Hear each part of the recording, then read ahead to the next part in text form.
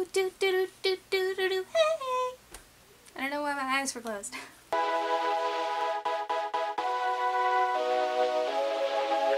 Hey everybody, it's Pookie Monster, and today I'm going to be reviewing the books that I read in February. First off, we have my classic, which never came in. It still says in transit, which isn't good. But then I reordered it, and so now it says I've ordered 2 books, okay, even though it's the same book, and now it's in the library currently. Like, I have to go pick it up. So I actually picked it up for my brother as well, so I might read it. I might not read it. Really depends on how I feel. But without further ado, let's go ahead and skip to the actual reviewing part. Next off, we have The Low Stairs by Margaret Powell. Now, this book... Okay, this book is about Margaret Powell's life in service under the stairs, below stairs. That's why the title's like this. Okay, I didn't like this at all. Like, zero interest. The only reason I finished this book was to give you guys a book review. And you know what? Almost regretting it. Okay, number 1, she talks about quite a bit of adult content. And I'm not saying talking about adult content's bad. I'm just saying, like, it wasn't expected. Okay, and the book is laid out like a woman, like it's written like an older woman, talking about, well, back in my day, things were better. And there's a lot of complaining, and then she's like, I'm not trying to complain, but it was full of lots of tangents and run-ons, and it wasn't really that interesting. It was more like scrambled bits of a diary entry, you know, without the charm of a diary entry. There was apparently, like, she said it was crude jokes, but I didn't really get it, so I didn't know if it's just, like, for the times. But yeah, if you are not an adult, I don't recommend reading this book. It's crude, it's not really written that well, and it wasn't interesting, like, at all. So obviously, I didn't like it. I gave it 1 star, and I don't recommend this really to anybody. Unless you're really interested in that kind of stuff and you want to see how, like, normal, mundane things that weren't really that significant. I mean, I'm not trying to, like, brush her life aside and saying, man, you had the worst life ever. It was totally uninteresting, but, like, it was presented in a very uninteresting, unappealing way. And the things I did want to hear about, she didn't talk about at all. She didn't really talk about her relationship with the other servants. You know, everything was just bad, bad, really good, bad, bad, bad. You know, so 1 star. That's all I gotta say. Next up, we have my fun read, which was The Secret Zoo by Brian Chick. Okay, by Brian Chick. And this book is about this boy and his friends who go to try to find his sister after she went missing. She's been missing, like, for 4 months, and then he suddenly starts to think that the zoo has something to do with her escape, so he starts looking into it, and these animals are being all mystical and edgy. Okay, edgy is not the right word, but they start giving him, like, little hints, you know, some winks here and there, you know, and they end up finding a secret world. Okay, this book was written quite poorly. The dialogue is so unbelievable, monotonous, okay? I would say about 90% of the dialogue in this book are questions over and over and over again, saying, oh, what's that? How did this happen? Where'd they go? What's this? What's that? Who? What? When? Where? Why? Over and over and over and over and over again. People don't really have normal conversations that much. And the one part where there is lots of normal conversations, this guy is sitting down and info dumping a background story to you. I didn't need that, okay? So the writing was poor. So now there were some really funny parts in this book. It made me laugh out loud, okay? And I don't know, the penguin was just hilarious. But some things just like, okay, I know it's a mid-grade book, okay? It's supposed to be for younger kids, but I still expect quality writing, okay? I'm not being like, oh, you write for little kids, so you can write really poorly written books. No, that's not how it works, authors, okay? Now, I'm not saying that the author did a bad job. Okay, yes, I am. Just a little bit. Like, I don't want to be too critical. I feel bad being critical, but come on. Anyways, I'm pretty sure this is supposed to have more books in the series. Actually, no, I'm positive. It's supposed to have more book in the series. I actually do like the art. It's really simple, but it's cute. And then the back has lots of paw prints on it. I thought the story itself was a good idea, okay? But it could have been so much better. And the reason I don't like it so much is because I saw the potential, and then I saw it get flushed down the drains with all these questions. So many questions. So many questions. And the characters were unrelatable. Totally unrelatable. And there was a lot of showing more than there was a lot of telling versus showing. Like, one of the kids, pretty sure it's this one, he's supposed to be like the smart kid.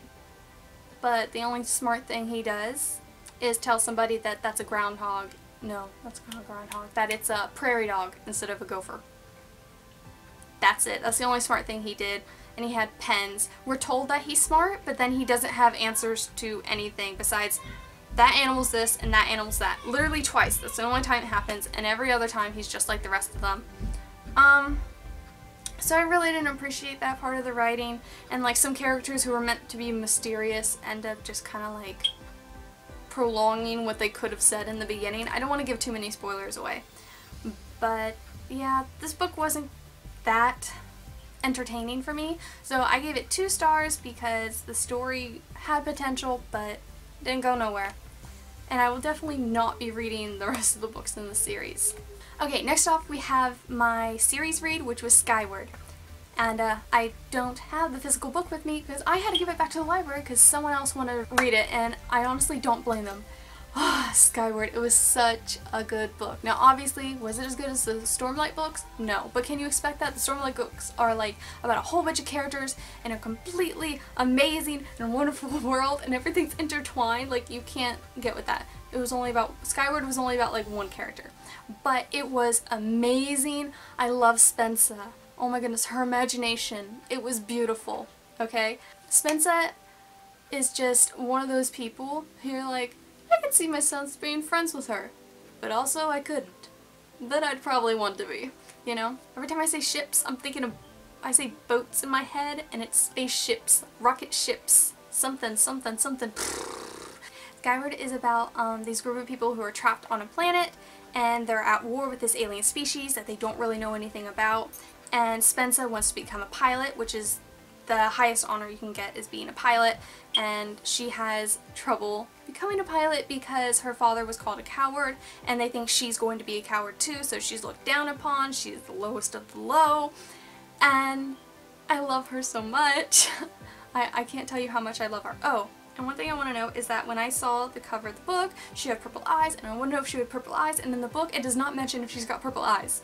I want to ask Brandon Sanderson what color her eyes are. I don't know why that's bothering me. I think it's just because of the cover and because my favorite color is purple.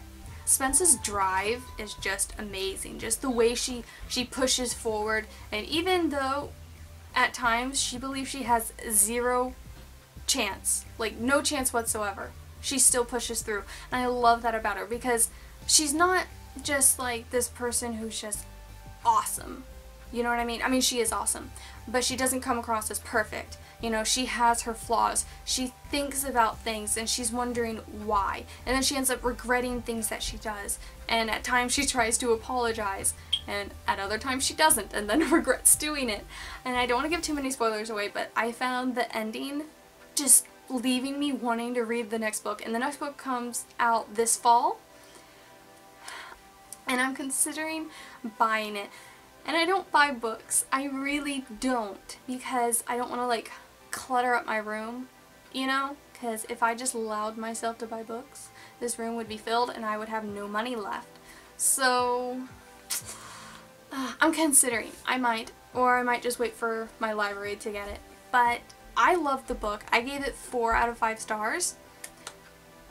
Okay, there's this isn't like a huge spoiler, but there's this creature in the book. Okay? And it's amazing. And Brandon Sanderson has a store where he sells like some merch and stuff, and they have a t-shirt of this creature. And it's not how I thought it was going to look, and the colorings on the shirt are just like really bright and happy. Like, I wish it was black.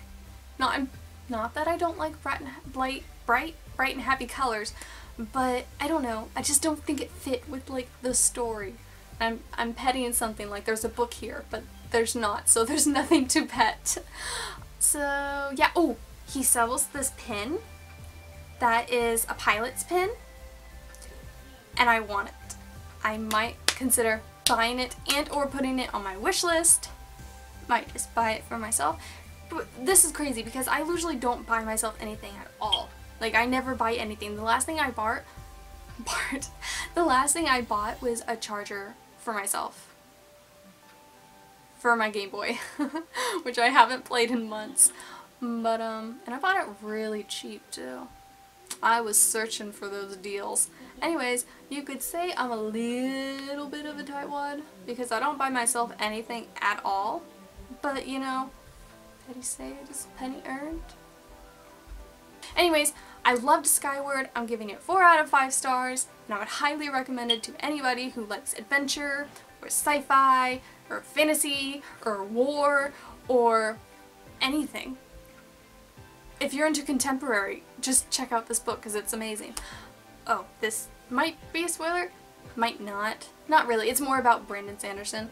But he gives them their own cuss words, and I love that because that way I don't have to read a whole bunch of cuss words in books. But they use the word scud a lot, and now I really like the word scud.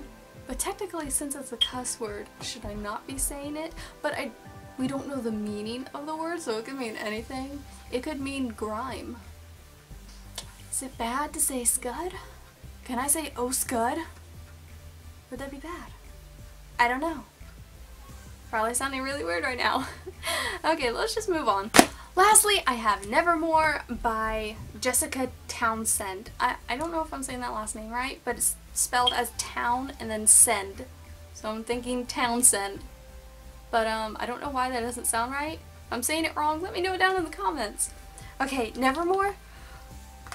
It sounded super interesting, and I do like it. I'm giving this, I'm giving it 3 out of 5 stars. Because the author put things in this book that actually lowered the quality, then heightened it. Okay, so she went for a very fairy tale setting, and I totally get that, because my whip isn't like a fairy tale setting. But she added things that really didn't need to be in there. For one, there's a vampire, and I'm totally against anything vampires. I will not read any vampire books whatsoever. That is just not up my alley. Okay, but the vampire in this book, he could have been a normal person. Okay, all he was pale, cynic, and liked to tell biting jokes. That literally could have just stayed there. Okay, and the fact that he has fangs is only mentioned like once in the book, okay? He's not a major character. The character could have been played by anybody else. Vampires did not need to be in there. Number 2, there was zombies. Now, the zombies, this tiny bit of a spoiler, but I feel like it's necessary for the review. The zombies were in there twice, and they weren't real both times, okay? So I'm kind of lenient on that because I don't read anything about zombies or vampires or like werewolves or anything. I mean, Twilight's out. Ugh, Twilight. Anyways, but this book's plot was amazing. I loved it. I loved Morrigan, and I loved this guy, Juniper, and I even like this guy a little. The only problem is, I have no idea who this girl is. No idea. I don't know if I'm just dense, or she's just here for looks, because the scene in which this takes place, this person is not mentioned, and somebody else should be jumping with him. Okay, so I don't know, I'm a little confused about that, but otherwise I thought this book was adorable. I should probably give her a review for it. So this story is about Morrigan Crow, who's a cursed child born on Evertide, and she's going to die on her 12th birthday, and it comes soon, right? And she has the curse of being unlucky. She causes bad luck, and whenever something bad happens, she's usually blamed for it. But luckily, Juniper North comes to rescue her, save her, and kind of be her mentor? I guess mentor would be a good word for it. And he ends up taking her to Nevermore, where she tries to compete for a place in the illustrious Wonder Society, and she has to go through all these trials. It's kind of dangerous, and some of it's supposed to be kind of scary, even though I don't think that part was really scary. So, I say so a lot. So, like my cat saying. Anyways, she's pretty cool. I liked her.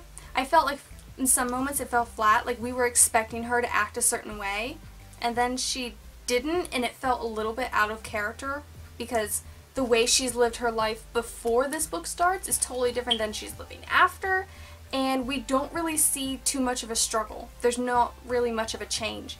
I mean, she goes from being cursed to living in an amazing world but still being cursed, and it's... I have a hard time explaining this without spoiling anything, but her transition seemed really easy. There wasn't that much of a struggle, and I feel like part of the scenes where it was supposed to be like anticipated as like this really big challenge wasn't that big of a challenge. But I don't want to be too critical. This book, I really did like it. Some things should have been left out. I felt like if she used her own imagination, which this author has plenty of imagination, she could have built a better world without these monsters. Oh, and I hate it, witches were mentioned, and they were real witches. I don't read about witches either. And the witches didn't have a big part in the book, but still they were in it, and I don't like that. I have to think about it, but I may or may not pick up the second book because I'm interested about Morgan and her life and what happens with him, what happens with and yeah, oh, sorry, you don't know that yet. Anyways, I gave it 3 out of 5 stars, and I'm considering maybe picking up the next book in the series. Okay, now, I didn't put this in my TBR because it's not counting towards my 50 book challenge, but I went ahead and I started reading the graphic novel of Jane Eyre because I read Jane Eyre in like 9th grade, 9th or 10th grade, and I've never really read a graphic novel. I know, gasp, shocks, but yeah, I haven't, unless you count that one book I read when I was little, but I don't think that counts. Anyways, I'm a little disappointed, like, not having read a graphic novel. I expected there to be more words. There's just so few words, and I'm not really loving the art style. You know, if you pick up a graphic novel, it's mostly pictures, so you kind of expect to like the art. I'm not saying the art's bad, I'm just saying it's not my cup of tea. And I feel like, I can't pronounce his name, I'm not going to try. He is like one side represented in his lines. Like, the lines are obviously basically pulled out of the book, but we only really get one side of him, and he seems very obnoxious, annoying, and she seems super stiff, which she wasn't. I loved the book, like, and this is like my threshold for romance stuff, so anything past this is like, ew, I really don't want to read it. But I actually did love the actual book of Jane Eyre, so I'm a little disappointed by this so far, but maybe I'll like the ending? I mean, I know the ending, but I don't know. We'll see. I might actually give this its own book review. So, we'll see. Okay, next up I wanted to show you the books I'm reading in March. March. Yeah, March! Now, first off, I have Star Wars book, Volume 1, Heir to the Empire, by, who's this by? Timothy Zahn. I think that's Zahn. Okay, so this is the first book in the Thorn trilogy, and I've actually seen this cover before, but I didn't know this was the first book in the Thorn trilogy. When I looked it up, it had a different cover, so I guess this is just a variant cover. But this guy looks pretty crazy. I mean, he's got that big long beard, and then he's got those abs, and then he's got beams shooting from his fingertips. So I'm interested to see how this goes. And you think, being the like first book in the Thorn trilogy, Thorn would be on the cover, like the main figure in the cover, like this guy is, but he's actually down here, this little figure, and yeah. I actually don't know what this book is. All I know is it's about Thorn. Oh, thank you, honey. You're so sweet. All I know is that it's about Thorn, and I don't know what's happening, what's taking place, so I kind of wanted to leave it more of a surprise. So we'll see how this goes. I'm hoping it turns out better than the last Star Wars book I read, so we'll see. Next up we have Oathbringer by Brandon Sanderson, and I'm so happy you picked up this book. So happy. And I'm pretty sure this book is from Dalamar's perspective this time. Like, obviously we see other POVs in this, but it's mainly Dalamar's perspective. And I really want to see more of him. I'm interested. He's got like crazy background, and I can tell you he's going to have a crazy future. Okay, so I did order another book, and I forgot the name of it now, and it's not in yet. And I'm only reading 3 books this month because it's so big. Now, don't get me wrong. I love it. I'm glad it's this big. I like thick books. They're beautiful. They're easier to hug, you know? Like, books like this, it's really tiny. Hugging it is unsubstantial. Hugging this, though, see? That's warmth. Anyways, so I'm only reading 3 books this month, and the other book is not in, but it's pretty small. And I think it's by Ernest Hemingway? Yeah, I'm pretty sure it's by Ernest Hemingway, but I can't remember the name of it. Now, next month, I'm going to be doing things a little bit differently. I'm not going to be like reviewing all the books at the same time. I'm going to give each book their own review video, so be looking forward to that, except for Oathbringer, which I'm going to be doing a read along? No, I'm going to be doing a chapter by chapter review of Oathbringer, so I'll read a chapter, make a short video, and then you guys will be able to read it along with me, or just see me learn everything that you already know because you've read the book, because I assume you would not watch that kind of video unless you've read the book or are reading the book. Yeah, so I love the cover, by the way. I don't know who this is. I'm going to assume it's Jashna or either someone we haven't met yet, but looks pretty cool. Like, you know, you see the swords like in the other books, you see the swords and they're the shards and they're super big, but like this just seems bigger. Maybe it's because she's small. I wish I could like show you, but it's gonna be blurry. Yeah, that's blurry, isn't it? Okay, that's all I have for you guys today. I'm going to be finishing up this book, and then I'm going to be reading my March reads and making a video on each of those books, and I might actually come up with another video, but we'll see how much editing time I have left after all the mistakes I had to filter from this video. So, just remember guys, to stay safe and eat donuts. Bye!